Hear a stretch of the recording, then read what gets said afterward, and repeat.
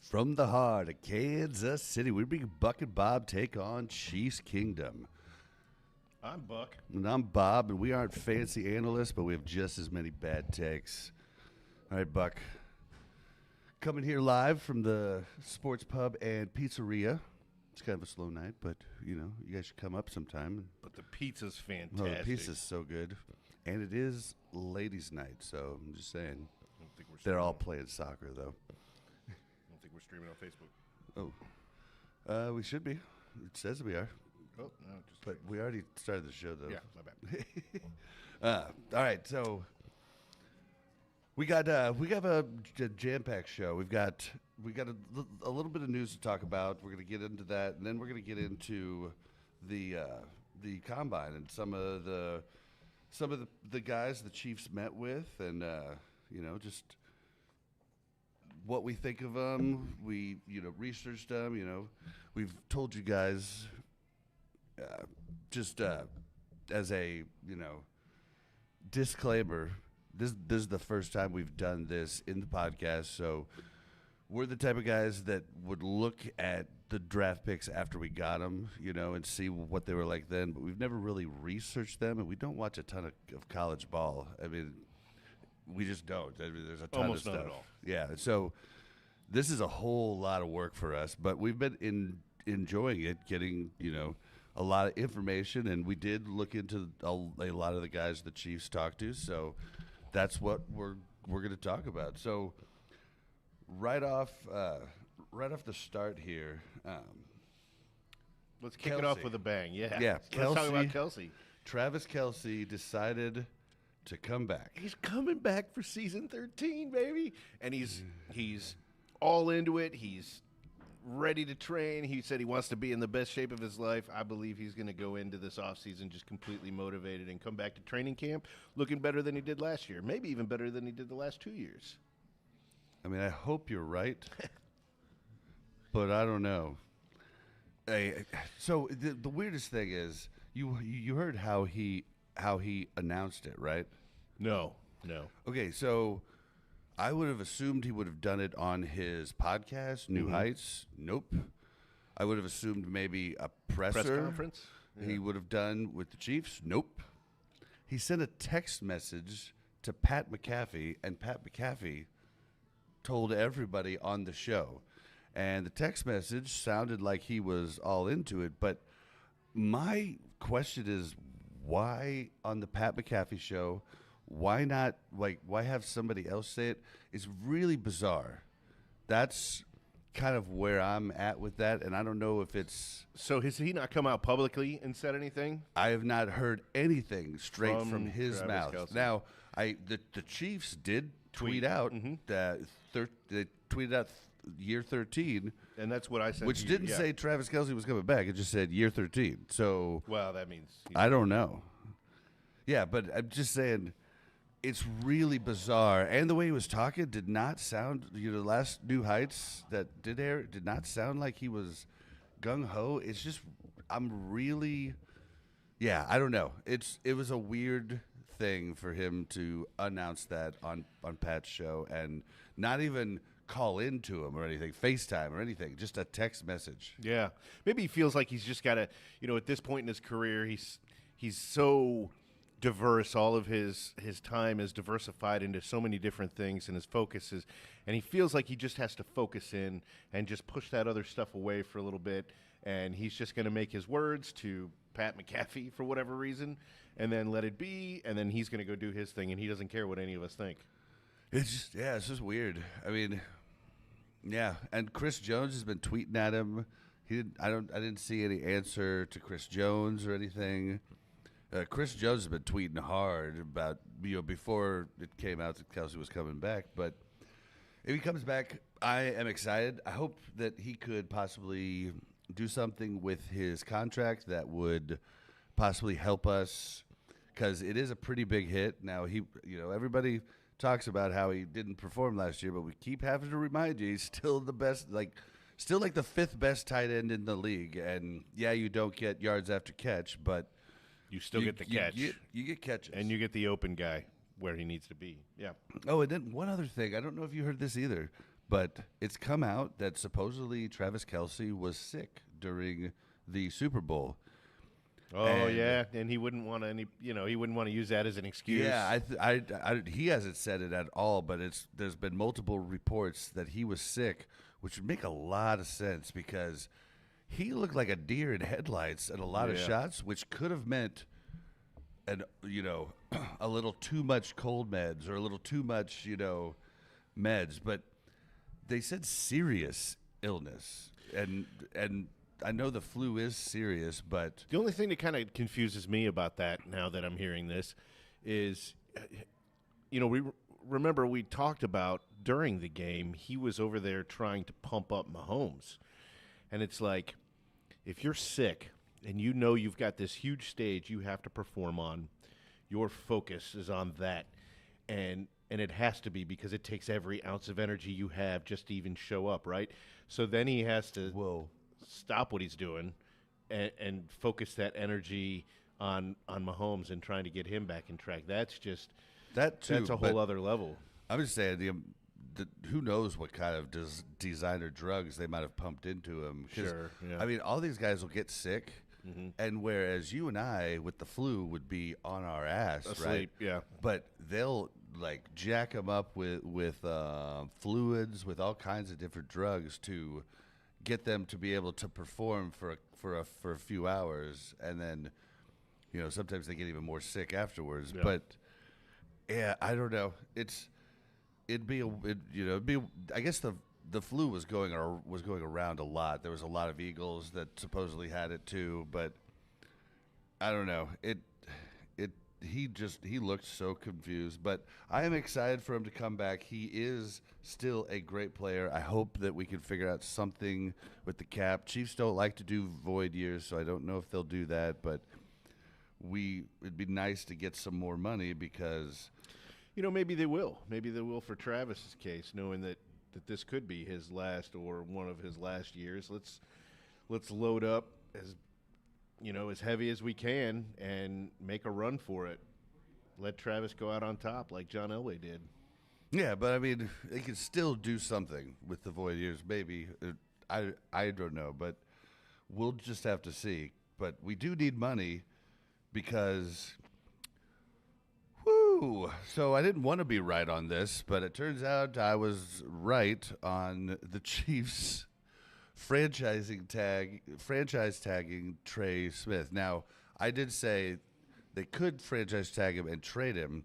There's most sources say that they're franchise tagging him to get a long-term deal set. That's right. Now, the problem is that puts all the cards in Trey's hands, or I just feel like if Brett Veach didn't have a trade lined up, why would he do this when I know it stops Trey from talking to other teams, but if they were that close to a deal, why do the franchise tag? And to be clear, the franchise tag hasn't actually been put on, but it's supposed to be put on any day. It might have been put on today, and I missed it somehow, but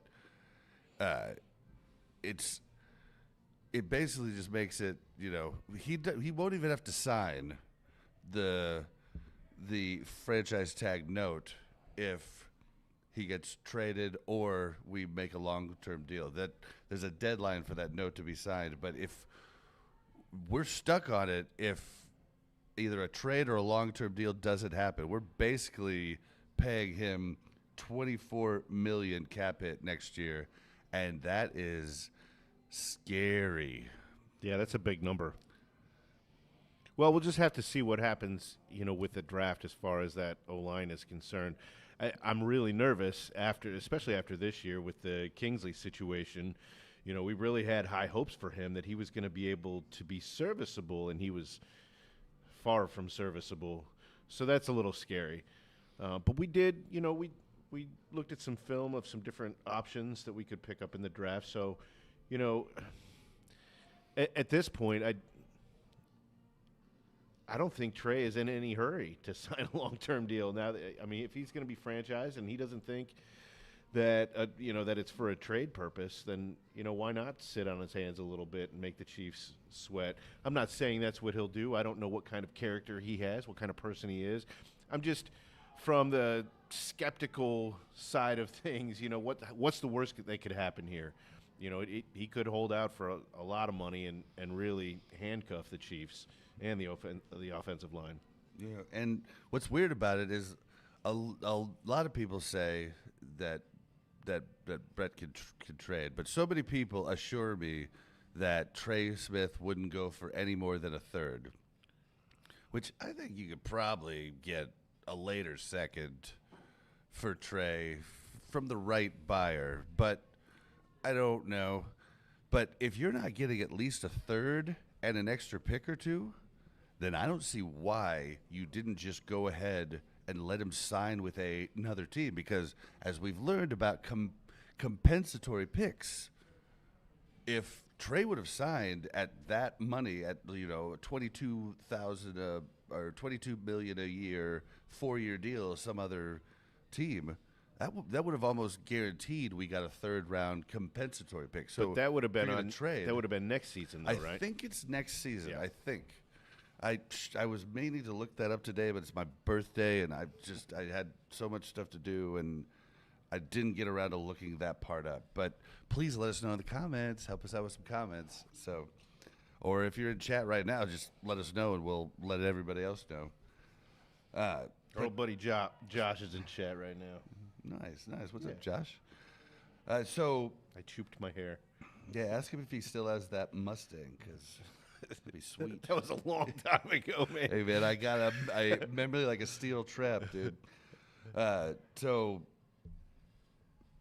one last thing I wanted to say about Trey Smith. Mm-hmm. This could be a weird thing. So Trey's young, right? Yeah. What if they're planning on dropping oh gosh, I'm blanking on his name. He moved over to left tackle for us last year. Joe Tooney. Joe Tooney has a $27 million cap hit. If we were to just cut Joe Tooney, we would make a savings of around 17 mil, because he's only got like 10 mil guaranteed. I mean, I like where your headspace is at. You're trying to think outside of the box a little bit.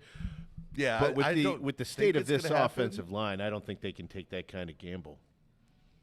I mean, guard is a lot easier to play, man. And Tooney is how did Caliendo there do? in years. He did pretty good for okay. Yeah, for the most part. Yeah, he did all right, but he did. I still think a big part of the our running backs losing yards over those last few games was a big. Might have been, but I mean, I don't know. That could be something. I just don't see how the Chiefs. We still need a tackle, and it's looking like they've decided. Well, we're not doing tackle this year.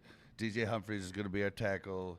Suamataia and Wanya Morris are going to be behind him, competing for the job, and that seems like the route we're going to go, which makes sense. I mean, there's nothing in free agency. And there's nothing in the draft. I mean, it's possible we might take a offensive tackle with good upside late that we plan on using in 2 years or so, after they learn a lot. But there's just nothing in the draft. It's a pandemic. It is scarce. It's across the whole NFL.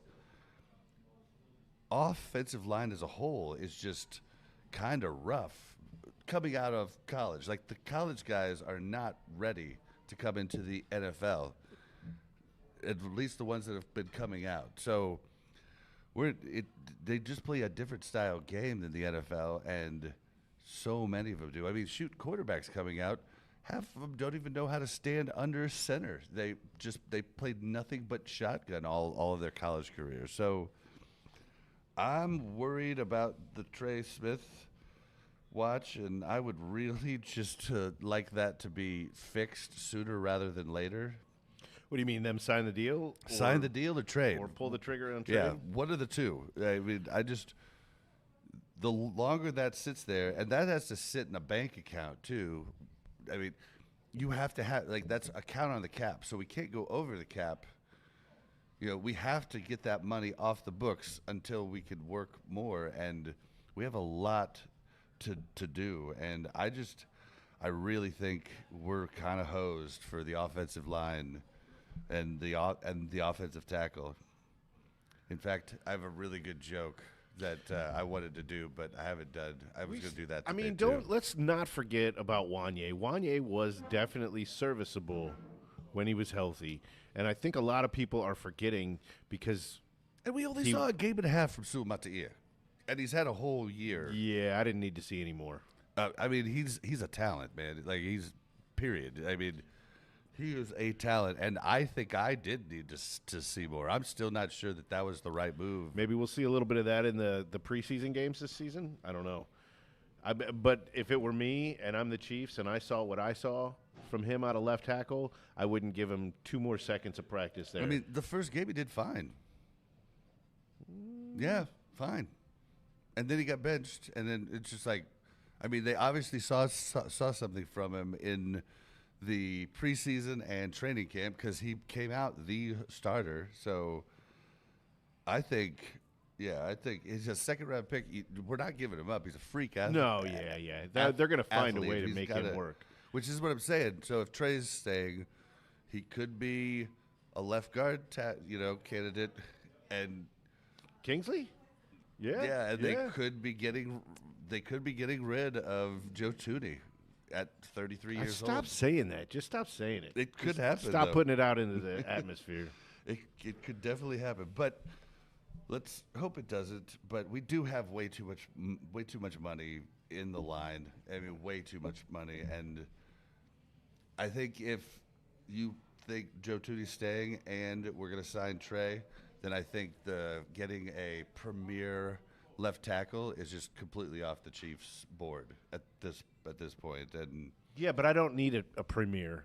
I just need serviceable. You know what we need? This just in. Chiefs plans on tackling their left tackle problem. Patrick Mahomes plans to play left-handed this year to tackle the problem at left tackle. Oh, I love it. I love it. Oh, that was the joke. I thought you were going to say Patrick Mahomes to play left tackle also. Geez. I mean, he's good, but... Oh, man. But to play left-handed, though. I like that. Okay, I'll just play left-handed. That leaves Juwan Taylor. Juwan Taylor's a good tackle. He gets way too many calls. But, I mean, for the most part, he's a good tackle. Yeah, he is. I mean, he is. He just needs to learn how to line up on the line better. And just not false start.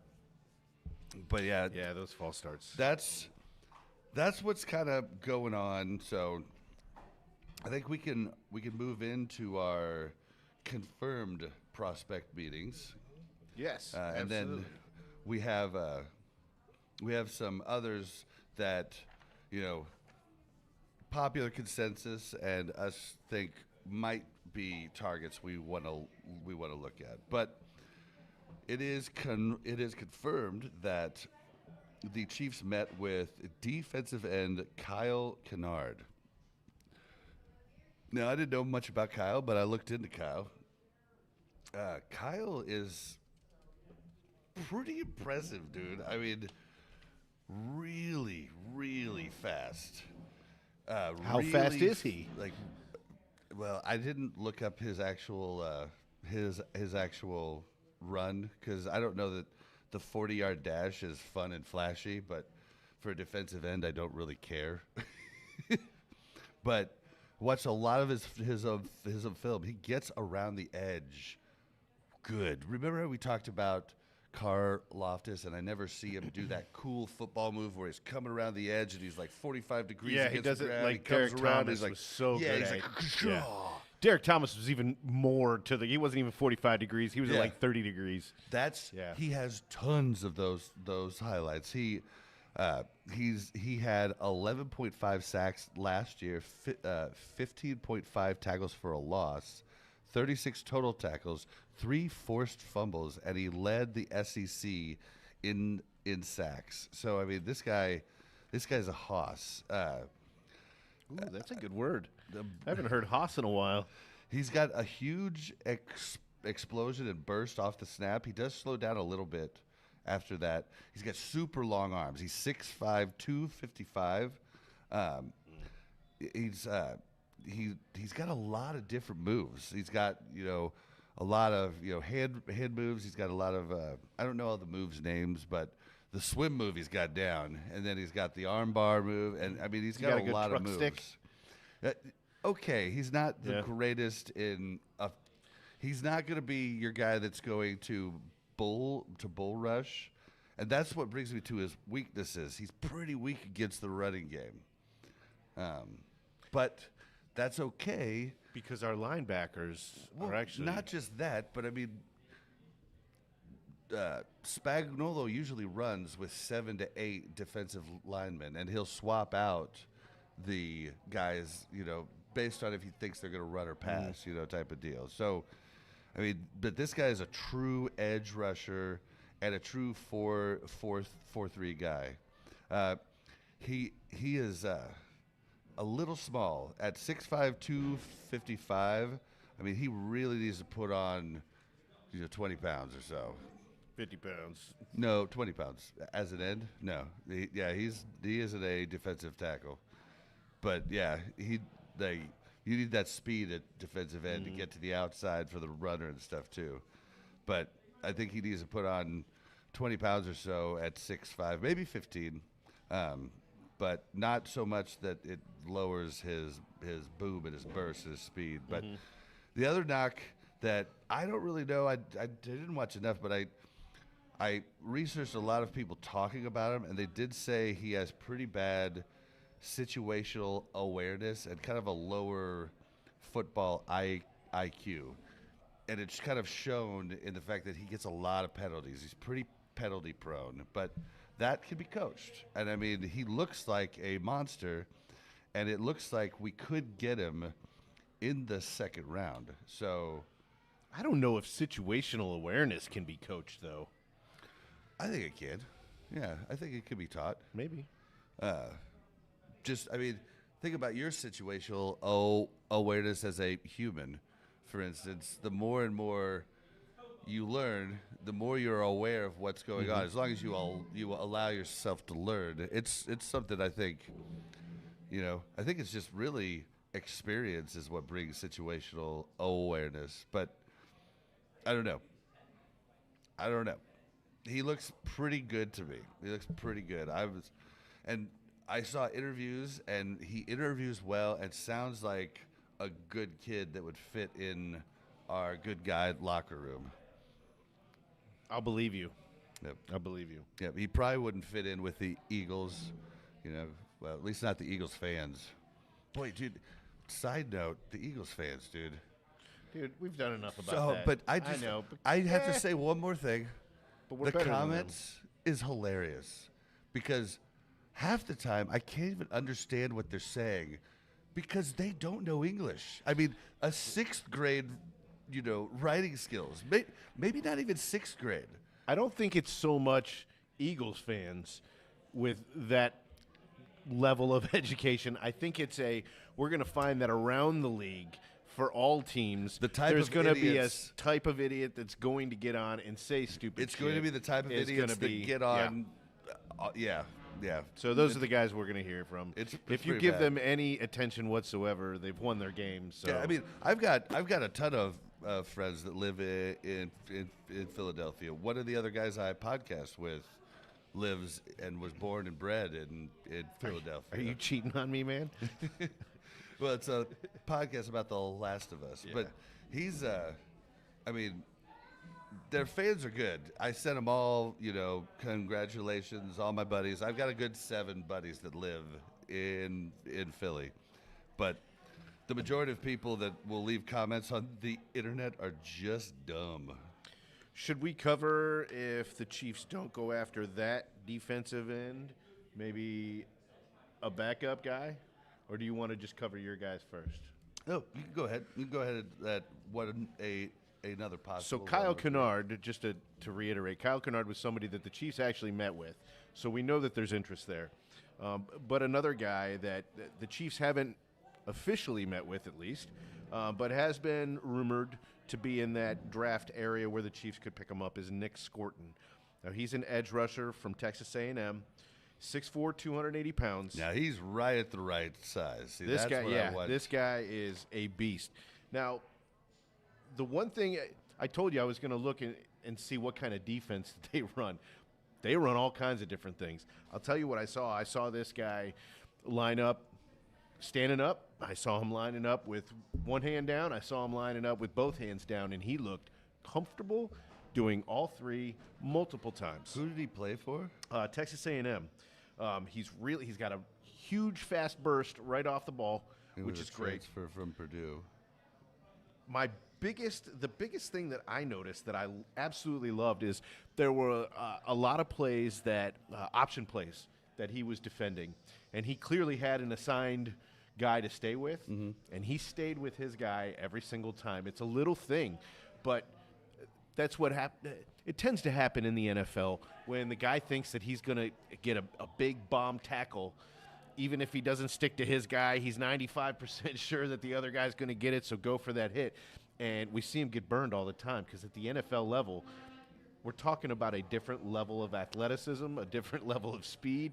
It's just faster. You can't cheat your play call. You've got to stick to your guy. And I love that discipline. I absolutely loved watching that several times from him. That's interesting that he lines up standing and he lined up. I saw a bunch of 3-4 plays and I saw a bunch of 4-3. I mean, it was really. Does Texas A&M? You should check it out. I didn't research to see what they officially run. I was just watching. Well, I mean, in college, you would have a big enough roster to possibly change it up. Have 3-4 sets and 4-3 sets. Maybe you might that might be a thing because you have so many players. Now, as it looks like he would probably be replacing Amenahue, right?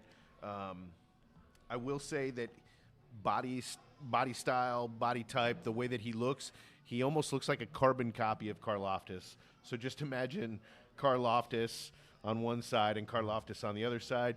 I think his burst off the ball is just a little bit quicker. Burst off the snap, just a little bit quicker than Karlaftis. So we'll just have to see how that translates at the NFL level. We know that Karlaftis, there was a learning curve with him. It didn't translate right off the bat. He was serviceable right off the bat. So if we see this guy and we see him come out serviceable, I think that there's a lot of upside for him. Good deal. All right, well, moving on to the other part of the defensive line is defensive tackle. Darius Alexander. He's also very explosive. He dominated the Senior Bowl. I mean, dominated. He got crazy strength. He's 6'3", 290. But he moves like he's 200 pounds. He's fast. He's got a lot of moves in his toolkit too, but mainly bull rushing. But fairly good use of his hands.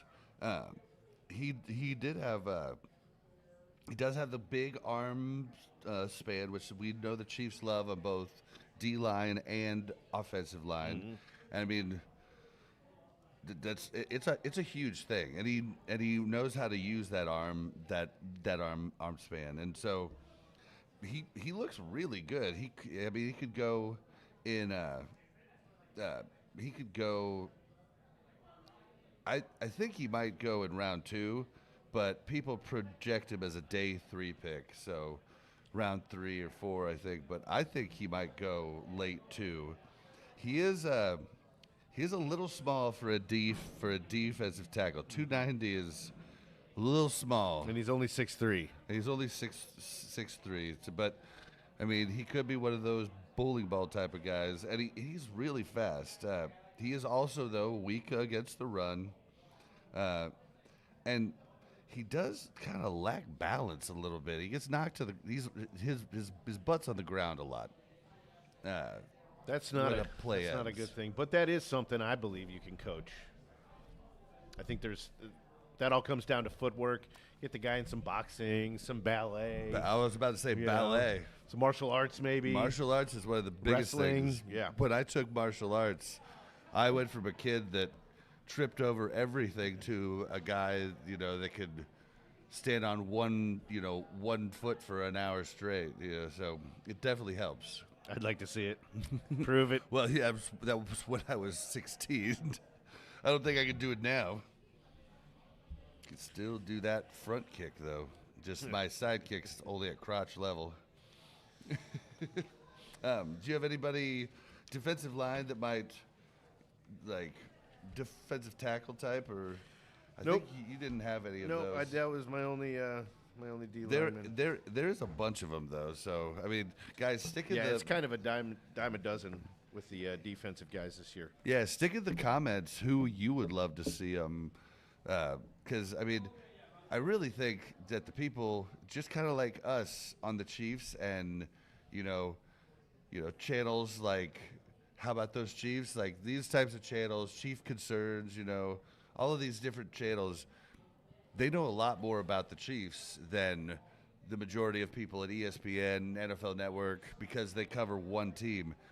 I mean, the way to find out about these guys is to check out those guys that cover one team, or even fans of the teams. Like if you guys know somebody because you watch, your certain one or two teams in college, let us know. We'd love to hear about some diamonds in the rough. But yeah,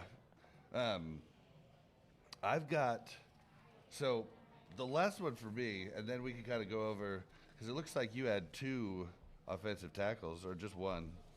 I had one offensive tackle. Yeah. Okay, well let's go with mine first because this guy was kind of hard to find stuff And they on. did talk to him. So Yeah, so they talked to Ernest Greene III, offensive tackle out of Georgia, 6'4", 320 pounds, big boy. wow. He's got lots of power. The coolest thing about him is this is an offensive tackle that had no penalties last year. Wow. Take that, Jawan Taylor. No penalties. He's got real quick feet, good balance. You almost never see him on his on his butt. It's good length and arm span. I mean, he could be around 1 or 2 pick.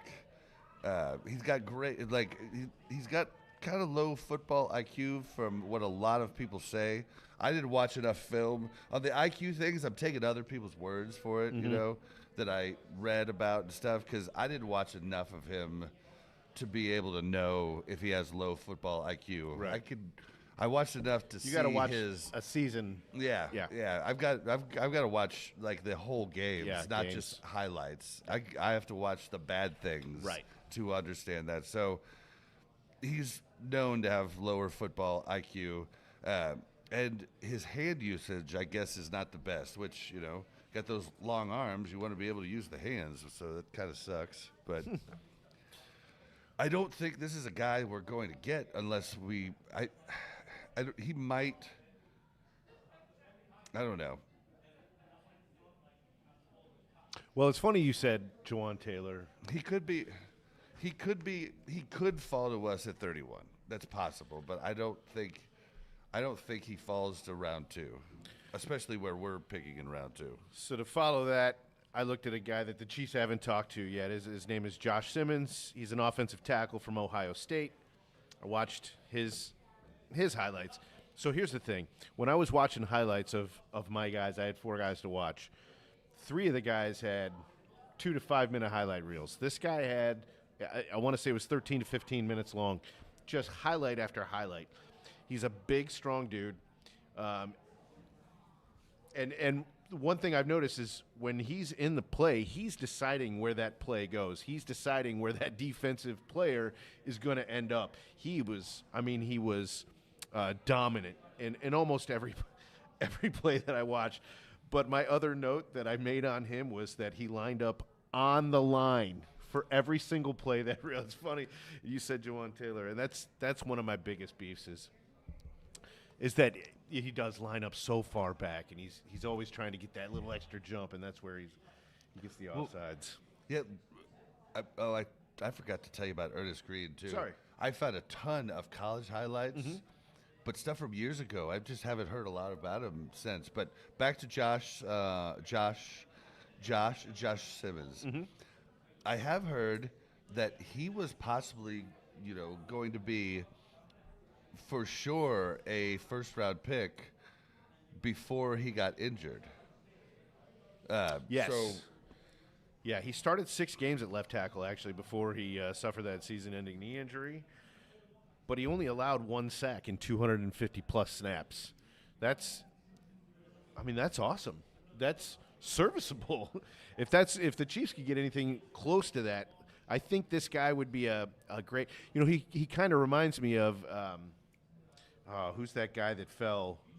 We were just talking about him the other day. We only got him because – he fell so low because of injuries in college. Yeah, Trey. Yep, Trey Smith. It kind of reminds me of that. I mean, he got injured.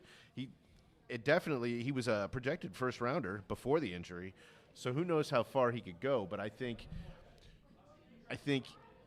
other teams are learning from what the Chiefs have done or pulled on them, so to speak, and to let Trey Smith, get to the Chiefs because of a silly injury. I think a lot of teams are gonna be more inclined to take chances on guys that may have been injury prone, so to speak, in college. So who knows?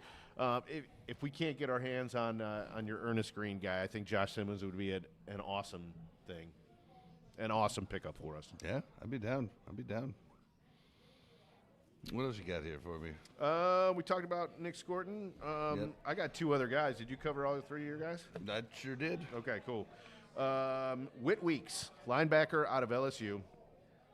This guy reminded me of a little bit smaller of Nick Bolton, and I say a little bit. I think he's an inch shorter than Nick Bolton. He had 85 tackles, 8 tackles for loss, 2.5 sacks, and a pick. But more importantly, this guy knows where to be on the field when the ball is in play.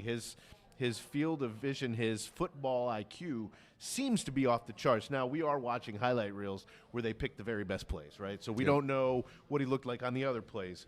But what I saw is something that you can't accidentally trip into. Like, oops, I got 8 tackles this game.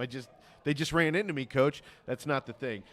But the thing I loved about him, there were a lot of plays where he wasn't the first point of contact for the running back or the wide receiver that caught the ball, right?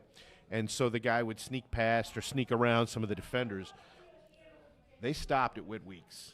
Whit Weeks would stop the man dead in his tracks.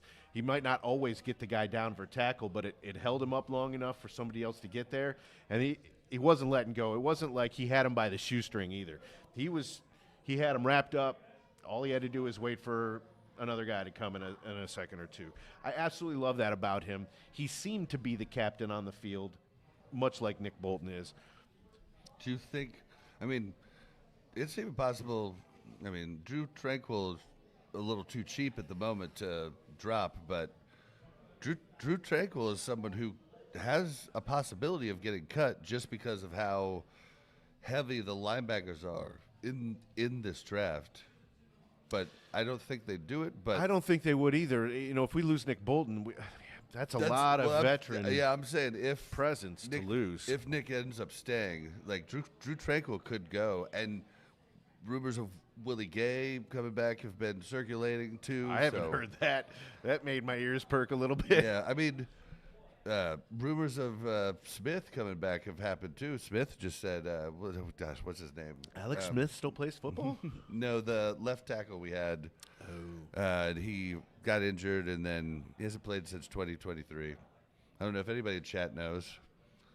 Well, that sounds promising. Yeah, but no, it's Tyrod. Oh my gosh, I can't. That's all right. I can't think That's of it right good. now. But there is a lot of linebackers, and he does have a tie to the Kansas City Chiefs, though. His older brother, Weston Weeks, was on LSU with Tyrann Mathieu. Ooh, So Honey Badger. And we loved him here. Oh yeah, We absolutely did. I was so sad when he left. But when I'm thinking about the linebacker, did you see enough to know if you would think he'd be a Mike or think he'd be an outside guy? He'd be a Mike. He'd be a middle linebacker. You think so? Yeah. He'd be serviceable, but I think, his skills, his ability to hit the hole on the plays that I watched him do his blitzing. You could tell there were a couple of plays where he was supposed to hit the A gap, but the B gap was bigger.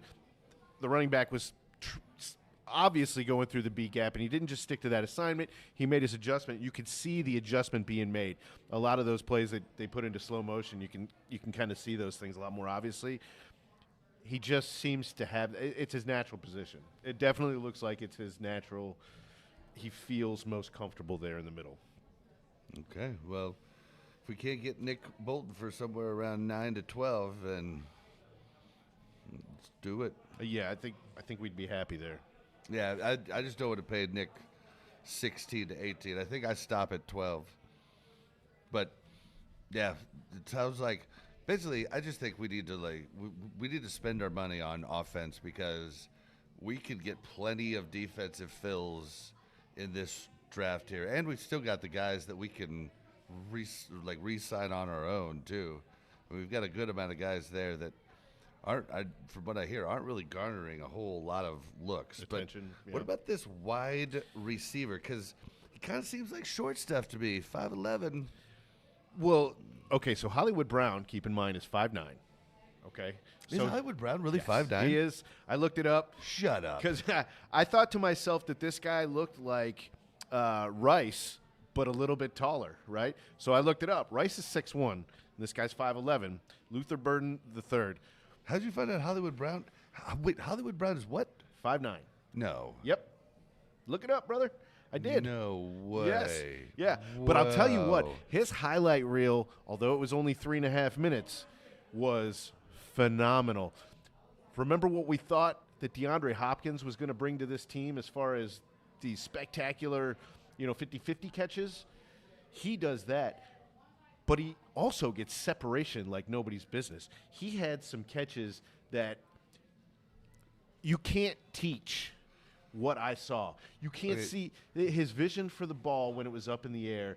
He would have to turn around and make adjustments. We're talking bad throws, man, and he would turn around and make them 40 yards down the field. That's how I describe Tyreek Hill. When people were talking about all these guys that are fast that could be just as good as Tyreek, I kept saying, yeah, but Tyreek could jump twice as high as his body size. Like, he can get his feet to where his head normally is at. And he can get up there and get those balls, and he makes unbelievable catches. He isn't just fast. And I don't know that he's a great route runner, but he's great at leaving he's great at cuts. He's a great cutter. That's for sure, because he leaves people in the dust. But that sounds that sounds good, because all these big-bodied receivers and stuff, just don't seem like. But it doesn't seem like that's what Mahomes wants to throw to. Mahomes wants to throw to somebody who's got 5 yards of separation, and that just kind of is the way. So what I saw, if I just kind of squinted and I wasn't looking at the jersey, and I was just looking at the silhouette of the man running, he just reminded me of Rashee Rice. It was fast. It was quick acceleration. It was hard cuts. And then his burst, once he decided to get upfield, was just crazy. And he can break tackles. He's not a little guy. He's not a big guy, but he's elusive. And he's probably done some martial arts. He's probably done some ballet dancing. His balance is otherworldly, at least on the highlight reel that I was able to see. So there's, that's a big caveat. Like we talked about many times, you can't tell what happened on the bad plays, but you can't, when they have that many highlight reels, that's not a fake. It's not fake news. It's not a couple of lucky plays here and there. The guy's got skills. Is he a homer? Like, is he from? He's Missouri. I don't know where City area. I don't know where he's from. I didn't want to call him a hometown. Mizzou over Alabama and Georgia. Alabama? he was going to be a bench guy at Alabama and Georgia. Okay. He's not big enough to be but a number one guy. He was a 5-star recruit. I mean, yeah, watch his highlights. You'll see Alabama why. and Georgia, I think they said a lot of highlights. Boy's got wheels. And from what I hear, the college game has gotten kind of janky at the moment because they're all getting paid. So people are transferring constantly, and it's kind of like musical chairs. So that's a bad thing. All right, well, I think getting lost in reading comments over there? Yeah, I was a little bit there. I didn't you gotta see be King careful of Jamie's that. been watching. Yeah, you got to be careful of that. You got to not. And he does let that it thing where change he your, won't talk at all, and then he'll just like drop 40 comments in a row. Let's. We made way too much to talk about last week and went way long. So I figured at this point, why don't we answer stuff in chat, talk. You know, if anybody has questions in chat, let's talk about that. But while you put your questions in, first off, I want to ask you,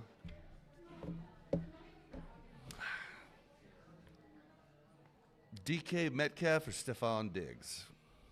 Oh, man, that's so hard. I mean, they're two completely different receivers. And I feel like if I say Stephon, man. I feel like DK's probably a little bit older. Do you know? I don't know. I think Stephon Diggs is older. DK Metcalf was drafted the same year Mecole Hardman was drafted because I think Brett Veach has been on record saying that, I think that was 2017. He missed big time drafting Mecole Hardman instead of DK Metcalf. Or at least people have said that. Maybe Brett didn't come out and say that. But I'm pretty sure he really is upset that he didn't get DK Metcalf. So if memory serves, that's 2017. So that means the guy's, what, 28? 29, something like that? Somewhere around there. Okay. Still got a few good years, I think. So speed-wise, DK. Whereas Diggs is, I think, 31. No way, is he that old? I think so.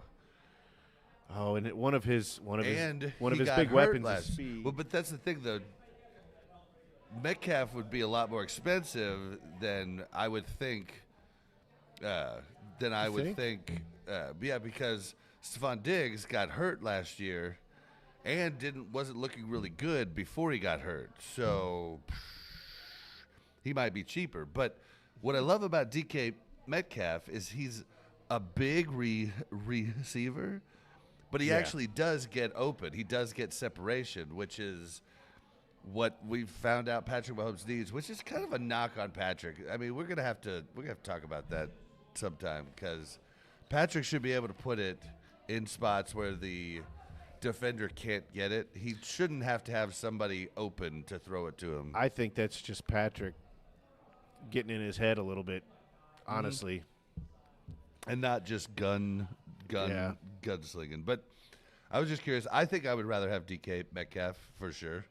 And King Jamie absolutely agrees with you. Yeah, I'm not a big fan of Diggs. Yes, Diggs. Mm-hmm. Yeah, in the locker room is the big thing. I would have a problem. And I'll be honest, I don't know anything about DK Metcalf. He's a good guy or not, but not knowing anything is better than knowing what I do know. Tells me that maybe he's not that bad, because I do know Diggs, and I don't want Diggs.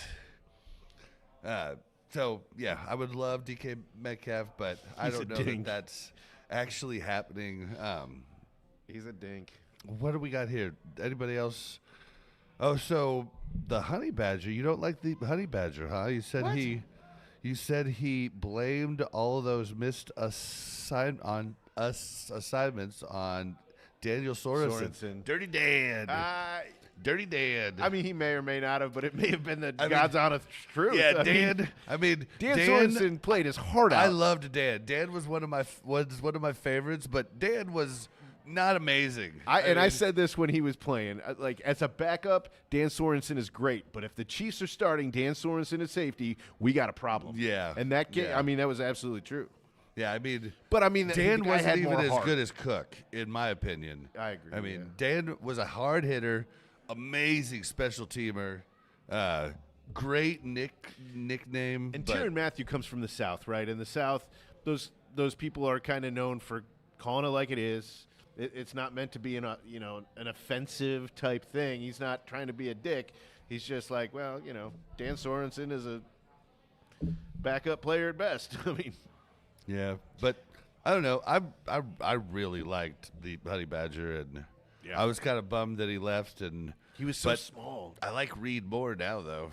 So there is that. What else we got here? All right, believe it. Yep, Tyreek will go for the ball. I'm just trying to catch up here. You have anything on? No questions on Facebook? I can't check X. Facebook's been pretty quiet since Josh said I chooped my hair off. Diggs. All right. Diggs and Josh Allen was a bad. Wait, Diggs said Josh Allen was a bad quarterback and then was traded to Houston, where he immediately was a dink in the locker room. Wow, I didn't know that Diggs said that about Josh. Yeah, that sounds like a horrible, horrible, horrible thing. That sounds to me like a diva that just, when he's not getting his way, he just loses his shit. That won't fit in the Chiefs locker room, but we've also seen some of our bigger leaders in the Chiefs locker room step up when that happens. When you've got a guy that's, sending the wrong message. I think when Peyton Hendershot pushed that guy on the sideline, I can't remember what week it was, he was reprimanded heavily by Travis Kelce. If anybody doesn't remember, Peyton Hendershot is a backup tight end we got from the Cowboys in the offseason. He's a big dude, but he's kind of he had problems with his attitude. He gets in fights with more people than Kelce did back in his early years, and Kelce got in a lot of fights. He did. He remember he threw the yellow flag back at the ref that one time. Oh yeah. Oh my God. He caused all kinds of problems early on, but I was trying to think of, I don't know. Oh, should we re-sign Sky Moore? I'm kidding. I mean, for the fact that we probably just need a warm body in the wide receiver room. No, man. No, he's got to go. I mean, give the spot to Remigio, I guess? Yes. Sure. Well, no. Down with that. What do you mean, no? Remigio, I think, is going to take over McCole Hardman.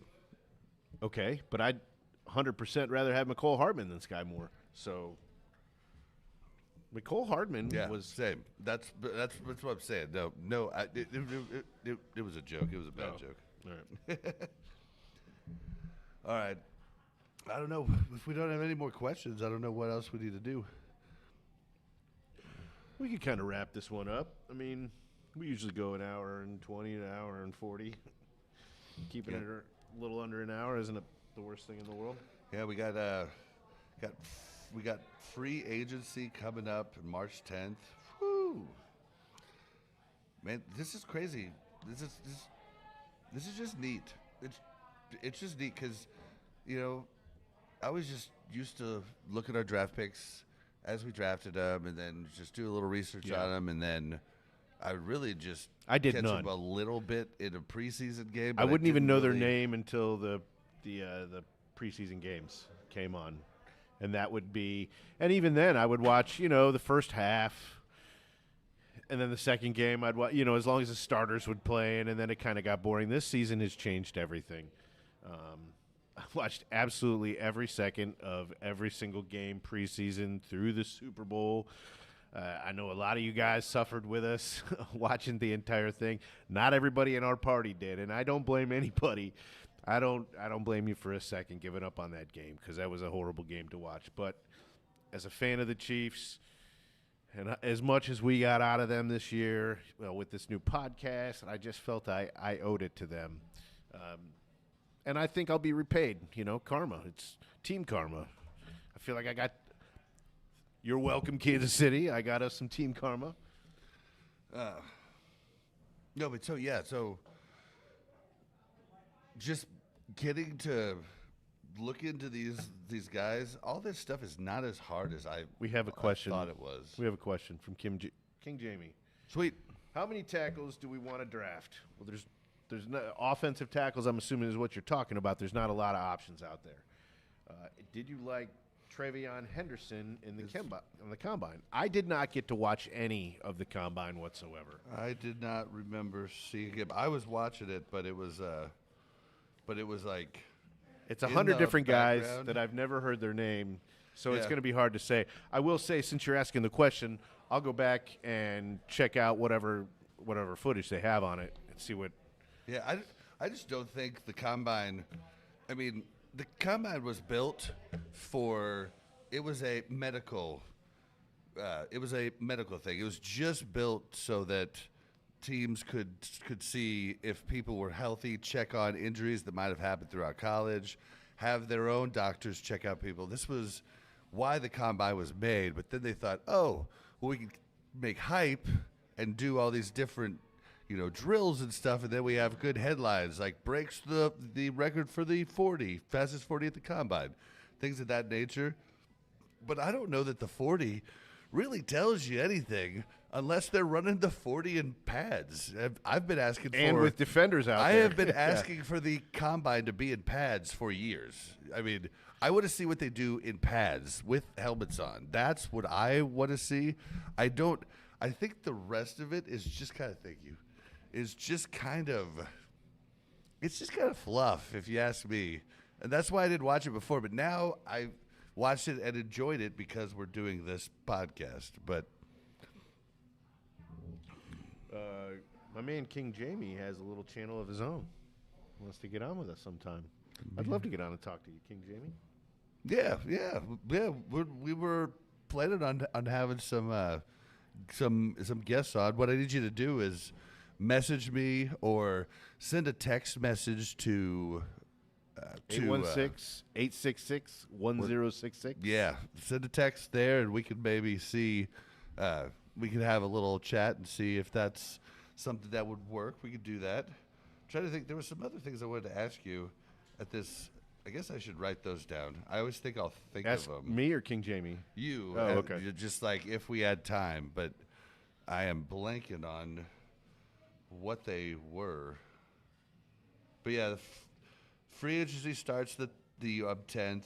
The 10th, we're going to be recording downtown at the Casual Animal Brewery. We're going to be doing that in tandem with the youth ambassadors. Ambassadors of KC. We're going to be doing that with kind of in conjunction with them. There's a certain beer. I'll have to tell you when we get there, but there's a certain beer you can buy, and $2 from the sale of that beer, every beer, $2 goes to the youth ambassadors of KC. It's a really good program. We've had Andrew Smetka, who's a big part of their team, on the podcast before, and yeah, it would be great to have you guys come out. We're going to be there the 10th. And then we're going to be there 2 weeks after that. Is that the 24th? Mm-hmm. And then not sure about the next. We got something else going on. We can't talk about it yet because it's not confirmed. But we could have some fun. That was Bob shutting me down. Yeah, we could have some fun stuff coming.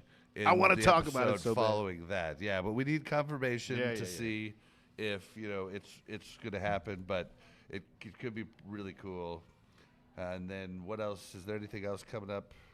And then, we're at the pizzeria, the 10th. Next week, we're at the Casual Animal Brewery downtown, but then we're back here. In 2 weeks from tonight? Yep. And then we're back at the Casual Animal a week after that. And we'd love to I'm trying to get some other content creators to come meet with us in person live, because looking at their channels, they don't get to do live on-site shows very often. They're doing it from their basements and stuff like that. So I think it might be neat for them. I'm really trying to get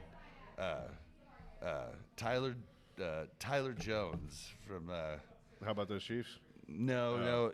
That's I don't know his last name, but it's Cole something.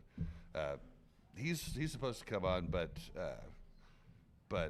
I haven't heard back from him yet. But Tyler Jones said he was going to come on. I'd love to meet him. He's got a crazy cool voice. Every time he talks, it sounds like he's yelling. But yeah, it grows on you really quick. Yeah, I don't think I have anything else. Do we have any other questions in chat here? But yeah, King Jamie, text that number, and I'll just give you an actual call. We can have a talk. Sounds great. All right. No other questions. Nothing on Facebook. No. Okay. Nope. All right. You can find us and everything we do at buckandbob.com. That's BUKNBOB.com. You can find us on Facebook. YouTube. You can find us almost everywhere except for Instagram. I'm working on that. I'm trying. I'm working on it hard. He keeps saying he's working on it, but you have to convert Bob it to has a full plate. specific. Bob does have a full plate, so it's hard to work all that extra in. Yeah, it's like a specific account you have to do. It's just it's all over the place. I don't know that it's even worth it at this point, but we're trying to grow everywhere. The best thing you can do to help us is just share the podcast. Share it with everybody you can. That is the best way to help us. It would be amazing, just to get more people listening and watching. We're trying different things. If there's something you think we could do different in the show, let us know. Remember, we are totally up front. We aren't fancy analysts. We're just fans, but we're getting more and more knowledgeable, and it's amazing how far we've come in one season, and I'm excited for it. So help us grow. Tell your best Chiefs friend. Tell me about the podcast. Buck, where can we find you? As always, you can find me on Facebook. You can also find me on the X. It's at Bucks_tastic, BUK_TASTIK. You can find me on X at Blazin_Bob. That's BLAZZIN_BOB. Let's get out of here. How about those Chiefs?